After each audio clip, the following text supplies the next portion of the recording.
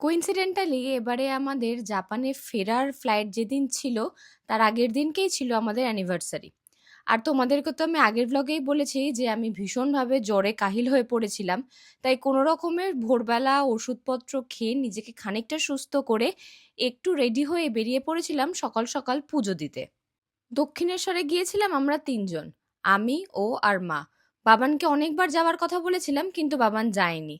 এবং গিয়ে আমরা আটকে পড়ি এক ধরনের পুলিশি ঝামেলায়। আমাদের যে ড্রাইভার গাড়ি করে নিয়ে গিয়েছিল, সে কোনো একটা সিগন্যাল মিস করে। যার জন্য বেশ খানিকক্ষণ গাড়ি আটকে রেখে তাকে জিজ্ঞাসাবাদ করে চালান কাটা হয়।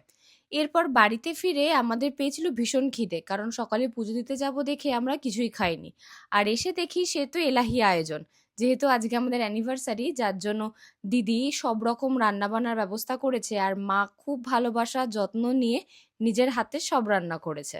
খাওয়া দাওয়া শেষে আমরা বেরিয়ে পড়লাম একটু কেনাকাটা করতে। আমাদের লাস্ট সময়ের প্রস্তুতি তুঙ্গে। আমি জানি আমার কথা হয়তো তুমি অতটা ক্লিয়ারলি বুঝতে পারছো না। আমার মোটামুটি সব রকম কেনাকাটা কমপ্লিট, কিন্তু ও কিচ্ছু কেনেনি। সেজন্য কালকে আমাদের ফ্লাইট, আর আজকে আমরা বেরিয়েছি শুধুই আজকে ওর জন্য শপিং করবো। তাই এখনও ট্রায়াল রুমে গেছে, আমি তো ওর সাথে ইন্টারাক্ট করছি। এরপর কেনাকাটা শেষ হতে না হতেই দেখি মেজমার ফোন। মেজমা বারবার ফোন করে আমাদেরকে জিজ্ঞাসা করছে যে কতক্ষণে আমরা বাড়িতে ফিরবো। তো আমরাও বুঝতে পারছিলাম যে কিছু তো একটা বলার আছে, যার জন্য হয়তো মেজমা তো তাড়াহুড়া করছে। কিন্তু বাড়িতে ফিরে তো দেখি এ তো আবার আরেক রকম আয়োজন। আমাদের অ্যানিভার্সারি উপলক্ষে বোন পাঠিয়েছে আমাদের জন্য কেক। বোন নিজে থেকে সবকিছু আয়োজন করতে পারেনি তো কি হয়েছে, নিজের একটা অ্যাসিস্ট্যান্টকে এখানে ছেড়ে দিয়ে গেছে। সেটা হচ্ছে আমার ছোট বোনু। ওকে দিয়ে সবকিছুর আয়োজনও ঠিক মতো করিয়ে নিয়েছে।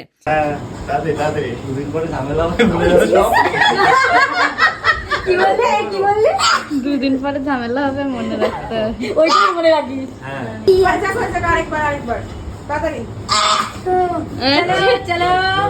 এই তো এই তো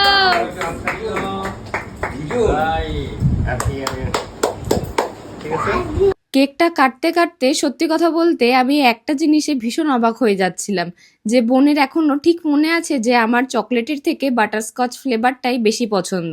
সেই জন্য বাটারস্কচ ফ্লেভারের কেকটাই আমাদের জন্য পাঠিয়েছে। এরপর রাতের খাওয়া দাওয়া কমপ্লিট করেই একেবারে শুরু হয়ে গেল আমাদের ব্যাকপ্যাকিং এর কাজ।